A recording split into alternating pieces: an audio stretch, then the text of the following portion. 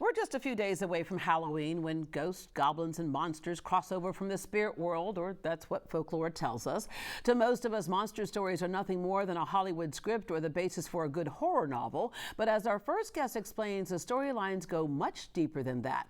People have been telling monster stories since the beginning of time, largely as a way to explain mysteries and the dark side of life. From fictional creatures like the werewolf and Frankenstein to animals like bats associated with mystical vampires, Dr. Emily Zarka is a resident monster expert. I did not know there was such thing. She writes and hosts the PBS series Monstrum. And by the way, she ain't afraid of no ghost. Any night at her house growing up could be Fright Night. Good morning.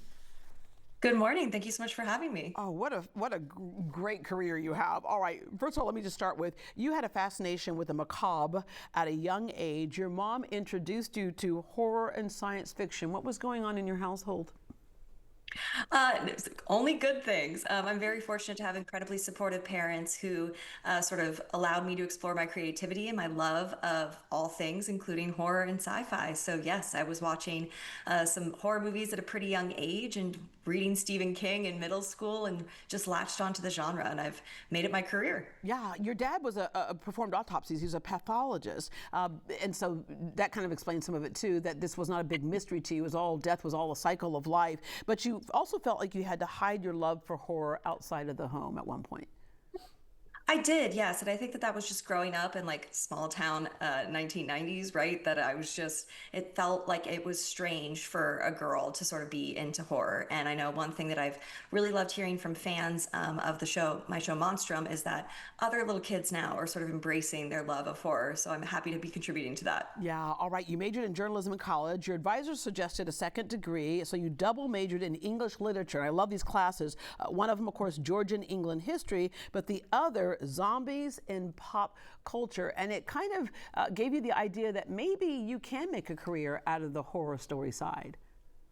Absolutely. I was very fortunate to take those two classes at the same time. Topics in Popular Culture Zombies was taught by the horror author Stephen Graham Jones. I was fortunate to have hit his insight on the topic, but I started picking up on patterns in romantic literature of these like undead characters and just really sort of doubled down on that. All right, so I mentioned in the intro there that monster stories have been told since the beginning of time, and oftentimes as a way to explain things that are mysteries to us. So it does have an importance in our society, doesn't it? Absolutely. I like to say that monster history is human history. So I think that we are inherently storytellers as humans. And part of the thing that we're going to do when we tell stories is decide what's good and what's bad. So good and evil, that typical dynamic. And monsters sort of fill in the gaps of our imagination to help us explain the things that we might not necessarily have the easiest answers to. That could be something as simple as a fossil that we don't know who it belongs to, or that could be a more deviant human behavior. Yeah, and it's a barometer of what we value and fear and what's happening in society at the time. We know that Dracula talked about, power, desire, but when all the Martian movies came out, a lot of that was during the space age, so a way to explain that.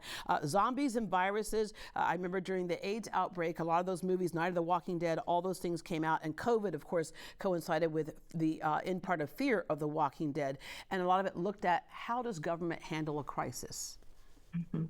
That's what I think is so fascinating about these stories is that if you take a more broad perspective and go again beyond the monster itself, so go beyond the zombie and see how people are reacting to the outbreak, like you mentioned, I think that's where we really get some insight into what our current culture is like and potentially where we're going in the future. Yeah, all right, tell us about Monstrum. Monstrum is a show on PBS's storied YouTube channel. It's an educational show that, again, looks at monster history as human history. So each episode covers a particular monster or theme. We are in our seventh season. We've done over 100 episodes at this point, and I'm just so fortunate to be able to help tell these stories and get people interested in going, again, beyond the monster and looking into the reasons why they're created. Yeah, you say like over 100 like different monsters and things, and somebody mentioned to me the other day, they said, really? There's that many monsters? We also have to drill down and look at the fact that various cultures and countries have their own monsters. There's the ones that we talked about that Hollywood films have made universal, but Japan, the Oni, Ireland, the Dullahan, and Nigeria, the Obanje and the Bemi, different ones in different parts of the world were created through different cultures. All right, so your latest episode, why did bats become so scary when they're not? Because bats are, I actually love bats. I got a chance to get up close and personal with them when I was living in Austin and learned so much about them and what they do. For example, Austin doesn't have a big pesticide program during the summer because the bats eat all the mosquitoes. Which is absolutely incredible. And I'm also a fan of bats myself. I think that they're quite frankly adorable and they serve a great environmental purpose. And I also had the opportunity to take a look at the Austin bat colony, which was truly magical and very exciting. And I think that there's some, like many monsters that we have, sort of these stigmas that have built up over time over the bat, when quite frankly, they are relatively harmless. I mean, they can spread disease, but overall, they are more beneficial than they are harmful. So the episode about the bats looked at the hundreds of years of history of tracing sort of how we decided to associate these very innocent and, in my opinion, very cute creatures with a very spooky holiday. They're chihuahuas with wings. They're so They cute. are. A lot of people like to call them sky puppies, which I think is adorable and appropriate. I've heard sky puppies. That's awesome. All right, so yeah, how it got associated with, let's say, like Dracula, for example. There are about 1,300 species of bats. Only about 3 feed on blood. So somebody made that connection. Someone did make that connection. Again, it goes back even before Dracula that we started associating bats with darkness, death, and the demonic pretty early on. So there's lots of representations of even like biblical sort of evil figures having bat-like wings. We also associated dragons, another classic monster in Western tradition, with having these leathery bat-like wings. So we have some sort of other monsters that are infiltrating into the very real bat territory. And then, yes, in the 19th century, vampires did not help matters. And that includes not just Dracula, but even previously, earlier stage productions of various vampire stories, despite the fact that their vampires did not turn into bats at that time, would heavily feature bats in their advertising. Yeah, I love how people are so afraid of bats, but they're not afraid of the world's most dangerous animal, the mosquito. Yeah. Absolutely. I think mosquitoes are far more terrifying, in my opinion. Yeah. All right. As I mentioned earlier, several places have their, local kind of folklore. In Houston, there was a Batman legend who's described as a mysterious winged humanoid in 1953, sighted in the Houston Heights. And of course, that legend kind of, look at him, took off there, 6'5" tall, a man-like humanoid, bat-like wings, dressed in a gray or black tight-fitting clothing. And then he just kind of disappeared and went away. Now, the thing is, back then they didn't have social media to capture all these things right on their phones, but today we have AI. Yeah, but there's still, I mean, it could be a hoax. I'm never one to dismiss someone's lived experience, but I think that this idea of like winged humanoid figures is like a larger sort of cultural construct. There are other examples, like we saw on screen right there, of Mothman.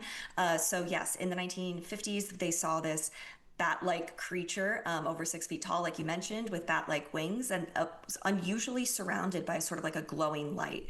And the initial 3 witnesses were so freaked out by this and believed so strongly in what they had seen that they actually made a police report, and that the story was sort of highlighted across newspapers right after it happened. Wow. All right. I love your series. Let me end with this. What is your scariest monster? Scariest monster. That's a good one.